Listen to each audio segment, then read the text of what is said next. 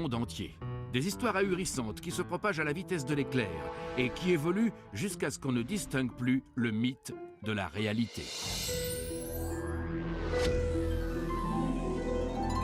Dans cet épisode intitulé « À l'improviste », nous allons découvrir 3 récits qui ont en commun des répercussions inattendues. Tout d'abord, celui de simples vacances en famille qui virent au cauchemar.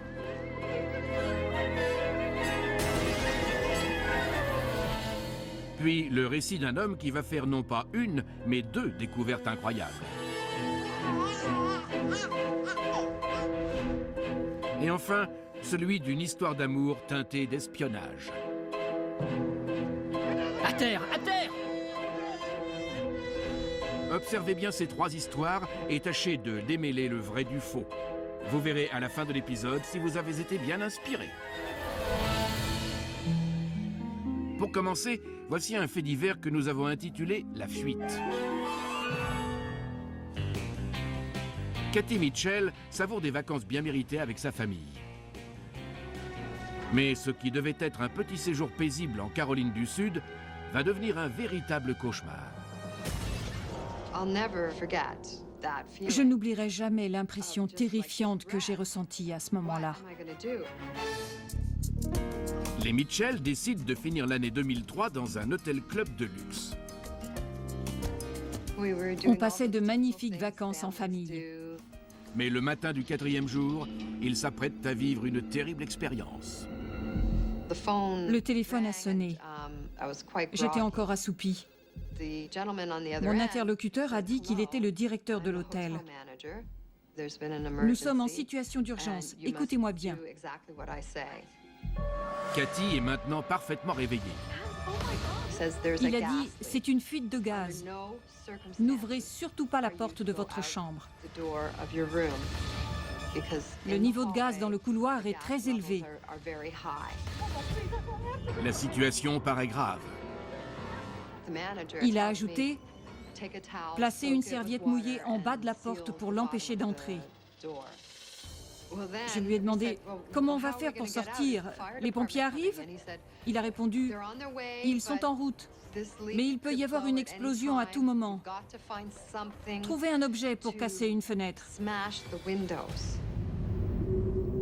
Les Mitchell s'exécutent aussitôt. J'ai dit à Matthew de casser la fenêtre. Il s'est mis à chercher un objet lourd. Le père, poussé par l'adrénaline, tente par tous les moyens de sauver sa famille.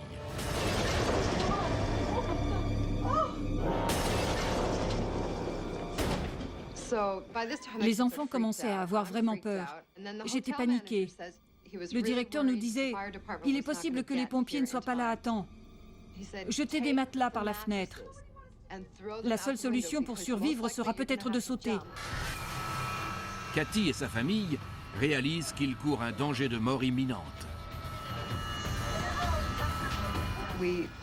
On a pris les matelas un par un et on les a tous jetés par la fenêtre. Nous les avons regardés tomber dans le vide. Nous étions à plus de 10 mètres du sol. Et puis, on s'est tous regardés. On ne se parlait pas, mais dans nos regards, on lisait qu'on était résignés à le faire. On n'avait pas le choix, il fallait sauter. Mais saute, allez! Le dilemme est atroce.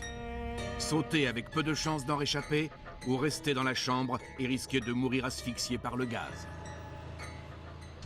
À ce moment-là, on a frappé à la porte. Par chance, de l'aide arrive juste au bon moment. On était tellement soulagés. On s'attendait à ce que ce soit les pompiers. Mais en fait, l'homme qui se tenait là n'avait même pas de masque à gaz. Il était en uniforme avec un badge de l'hôtel. Ça nous a sidérés. Le directeur ne cache pas non plus sa surprise de voir l'état de la chambre. Plusieurs clients nous ont signalé des bruits suspects provenant de la chambre de la famille Mitchell. Nous avons essayé d'appeler, mais le téléphone sonnait occupé sans arrêt. Impossible de joindre les occupants. Il décide de mener l'enquête. Ils avaient l'air étonnés de me voir devant leur porte. La chambre était ravagée. C'était un vrai capharnaüm. Il a dit qu'il fallait rembourser les dégâts et a menacé d'appeler la police. Cathy a toujours le téléphone en main. Elle s'apprête à donner des explications quand tout à coup, J'allais raconter ce qui s'était passé au directeur de l'hôtel, mais à ce moment-là, j'ai entendu une sorte de rire frénétique provenant de l'écouteur du téléphone.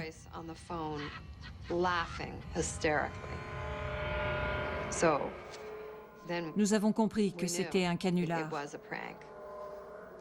les Mitchell ont été victimes d'une plaisanterie de mauvais goût qui aurait pu leur coûter la vie. Qu'est-ce qu'on a eu peur?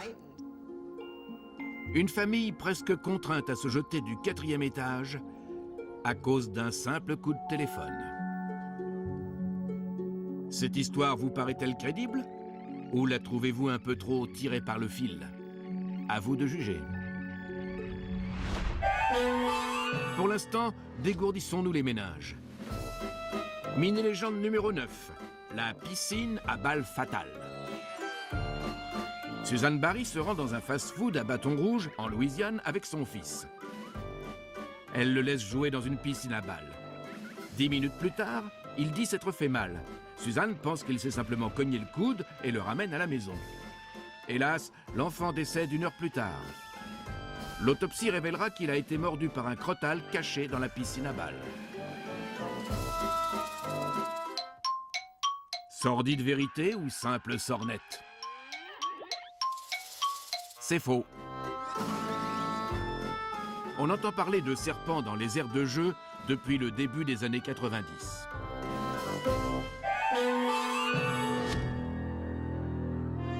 Ce programme vous propose 3 récits. À vous de faire la part des choses entre la fiction farfelue et la vérité vraie. Vous venez de vivre la mésaventure des Mitchell, victimes d'une plaisanterie de mauvais goût qui aurait pu très mal finir. Vous saurez tout à l'heure si cette histoire est vraie ou non. Mais passons à notre second récit, Adorable ordure.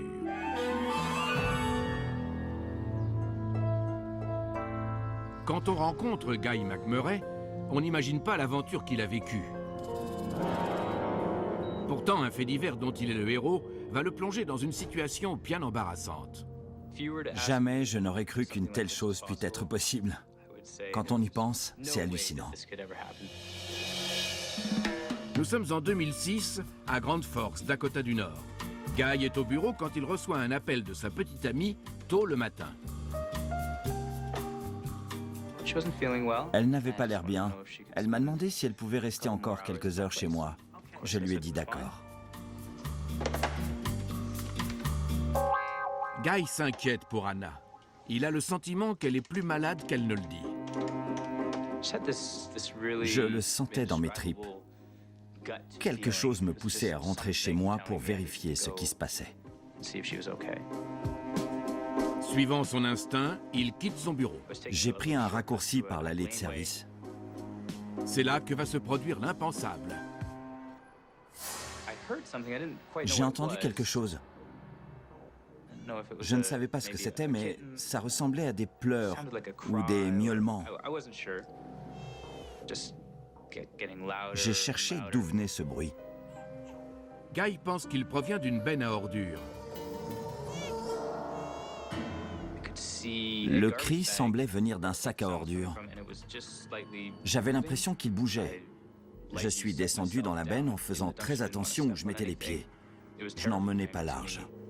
Ce que le jeune homme découvre dépasse l'entendement.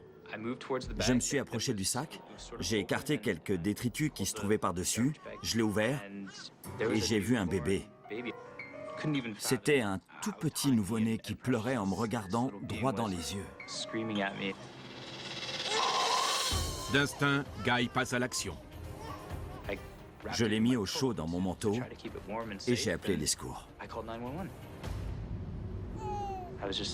Pendant un instant, j'étais content d'avoir peut-être sauvé la vie de ce nourrisson.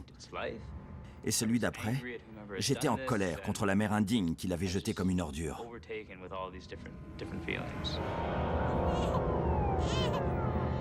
Les secours arrivent enfin. Ils m'ont dit que le bébé allait bien et que c'était une petite fille. J'étais soulagé. Je savais qu'elle était en bonne santé. Guy retourne au bureau, mais son exploit le rattrape. En quelques heures, il est assailli de demandes d'interview et de déclarations par tous les médias locaux. J'ai été interviewé pour un journal. Plusieurs équipes de télévision sont venues m'interroger. Hélas, les parents du bébé abandonné sont introuvables. Tout le monde se concentrait sur la recherche des parents. Mais quelque chose tracasse notre héros. Après avoir fait sa déposition à la police, il est rentré chez lui voir comment allait sa petite amie. Mais elle avait disparu et était injoignable. On ne se voyait pas régulièrement. Je ne me suis pas vraiment inquiété. Mais Guy n'est pas au bout de ses surprises. Quelques jours après les faits, les enquêteurs reviennent. Ils m'ont posé des questions au sujet d'Anna. Je me suis mis à imaginer le pire. Je n'avais aucune nouvelle depuis ce jour-là. Il lui était peut-être arrivé quelque chose de terrible. Il est loin d'imaginer la terrible vérité. Un des enquêteurs m'a dit qu'Anna était la maman du bébé trouvé dans la benne à ordures. Et que j'en étais le père. Guy n'arrive pas à le croire. Comment est-ce possible? Comment cet enfant pouvait être de nous? Elle n'était même pas enceinte. La police a des preuves. Ils m'ont dit que le matin où j'ai trouvé le bébé, elle a accouché à même le sol de la cuisine. Son déni de grossesse était tel qu'elle n'aurait pas réalisé ce qui se passait.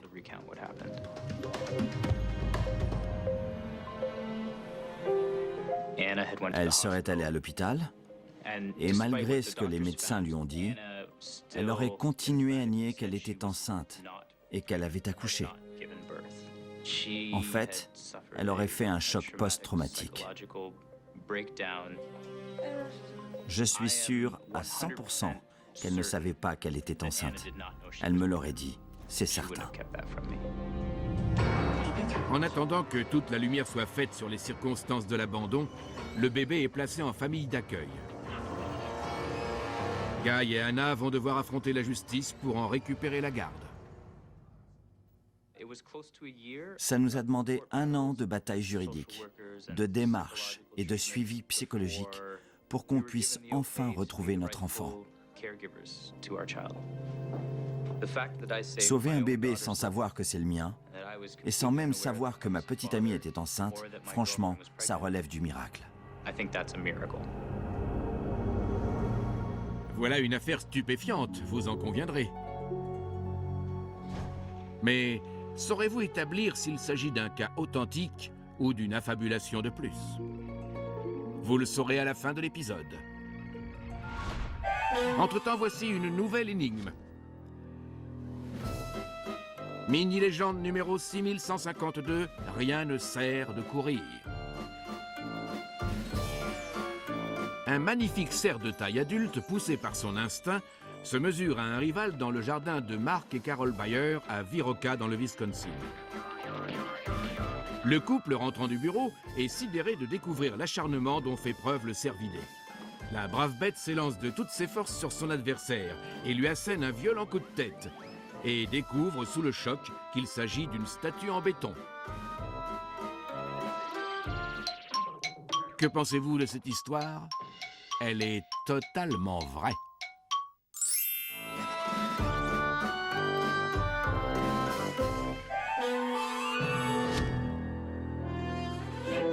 Légendes urbaines soumet à votre sens critique 3 histoires rocambolesques.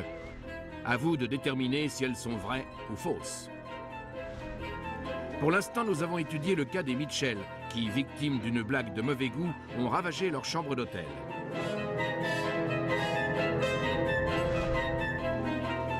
Puis celle de Guy McMurray, qui a sauvé un bébé jeté aux ordures avant d'apprendre qu'il en était le père. Vous devrez attendre la fin de l'épisode pour savoir si elles sont authentiques ou non.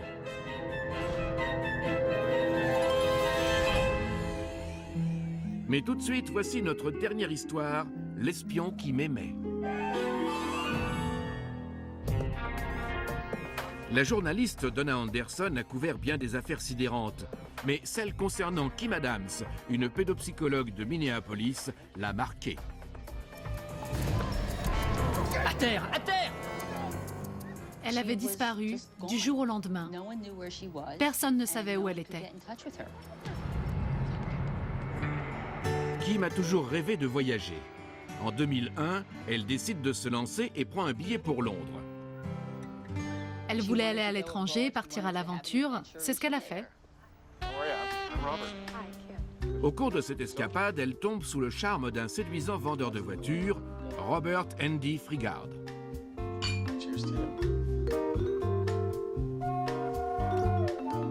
Quelques mois plus tard, il la demande en mariage. Kim n'avait pas encore songé au mariage, mais elle était amoureuse. Alors elle a dit oui. Mais une semaine avant le grand jour, Robert reporte la cérémonie en évoquant une raison troublante. La date du mariage avait été fixée. Mais une semaine avant, Robert appelle le père de Kim et lui parle de menaces terroristes importantes le jour même. Il évoque la possibilité d'un nouveau 11 septembre. Robert avait l'air très nerveux et a demandé à ce que la cérémonie soit reportée. Comment un simple vendeur de voitures a-t-il pu avoir accès à ce type d'informations sensibles? La réponse est simple, il est agent secret. Robert révèle à sa fiancée qu'il n'est pas ce qu'il dit être. Il travaille sous couverture, un peu comme le ferait James Bond. Maintenant que la vérité a éclaté, Robert propose à Kim de rejoindre les services secrets britanniques. La jeune femme est aux anges. Il devait s'installer en Écosse, dans un phare, pour surveiller les patrouilles de sous-marins russes. Mais on ne devient pas espion en un jour. Kim doit rembourser son prêt immédiatement. Pour des raisons de sécurité, Robert a l'interdiction d'être lié à une quelconque dette. Idem pour sa femme. Ni lui ni elle n'avaient une telle somme d'argent. Alors il a demandé à ses beaux-parents. D'abord hésitant, ils finissent par accepter de rembourser le prêt. Ne dit-on pas qu'il faut se fier à sa première impression? Les parents de Kim font un virement de 35 000 $. Juste après, Kim a disparu, corps et âme. Personne n'entend parler du couple pendant plus d'un mois. Le FBI est chargé de l'enquête. En fouillant dans le passé de Robert, ils commencent à avoir des doutes. Sa piste était très délicate à remonter. Un vrai fantôme. Pas étonnant pour un espion, mais les choses se gâtent lorsque les services secrets sont contactés. Le MI6 nous a assuré n'avoir aucune connaissance d'un certain Robert Frigard dans leurs fichiers. Cherche-t-il à protéger un agent ou Robert est-il un affabulateur et un usurpateur? Et surtout, qu'est-il arrivé à Kim? Ne vous en faites pas. Le FBI place le téléphone de ses parents sur écoute. Ils n'auront pas à attendre très longtemps. Robert a appelé pour demander de l'argent. Il fallait payer les frais de la formation que devait suivre Kim. Mais il a refusé de dire où il se trouvait. Les enquêteurs n'ayant aucune autre piste, ils décident de piéger leur interlocuteur. Nous avons fait dire à la mère de Kim qu'elle ne remettrait l'argent que si elle voyait sa fille de ses propres yeux.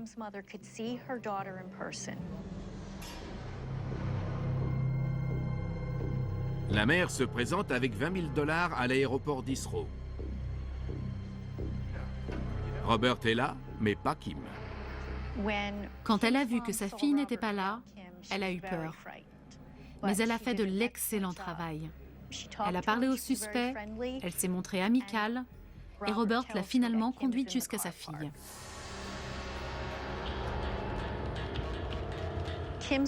Elle a gardé son sang-froid, mais nous nous faisions beaucoup de soucis. Finalement, elle est arrivée à la hauteur de la voiture en question. Kim en est descendue. Elle a pris sa mère dans les bras et les policiers ont surgi de partout pour appréhender Robert. La scène est d'une telle rapidité que la jeune femme n'a même pas le temps de réagir. Il l'a menacée, il l'a intimidée. Je pense que ça a dû être un calvaire pour elle.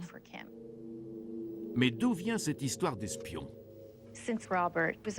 Depuis l'âge de 19 ans, Robert se construit une personnalité de membre des services secrets britanniques. Et ce n'est pas tout. Kim n'était pas sa première victime. Il rencontrait des femmes, il les charmait et il leur prenait leur argent. Au total, le butin se chiffrait en millions de dollars. Robert Andy Frigard a été condamné pour extorsion et enlèvement. Kim Adams pensait être tombé sur l'espion qu'il aimait. Hélas, ce n'était qu'un escroc sans scrupules. Mais cette histoire est-elle seulement vraie? Vous allez le découvrir dans un instant. Revenons à l'affaire des Mitchell, dont les vacances ont été gâchées par un canular téléphonique de très mauvais goût. Vrai ou faux? C'est un canular. Mais la victime, c'est vous. Cette histoire a été inventée. C'est faux. Mais il est vrai que les plaisanteries douteuses au téléphone sont nombreuses. Passons à l'histoire de Kim Adams, amoureuse d'un prétendu espion, mais aussi d'un véritable escroc. Alors, Je suis l'agent spécial Jacqueline Zappacosta du FBI et cette histoire est vraie. c'est la pure vérité. Robert Andy Frigard a été condamné à 9 ans de prison pour extorsion et enlèvement. Il ne reste plus que la mésaventure vécue par Guy McMurray, qui a découvert un bébé abandonné dans une poubelle avant d'apprendre qu'il en était le père. Verdict? J'adore explorer les poubelles, mais je n'y ai pas trouvé de bébé. Cette histoire est fausse. Encore une légende. Admettez que le fait qu'il en soit le père était tout de même un peu tiré par les cheveux. C'est la fin de cet épisode. J'espère que vous avez su démêler le vrai du faux, faire le tri entre réalité et imposture. Si ce n'est pas le cas, ne vous en faites pas. Vous pourrez toujours vous rattraper en regardant le prochain épisode de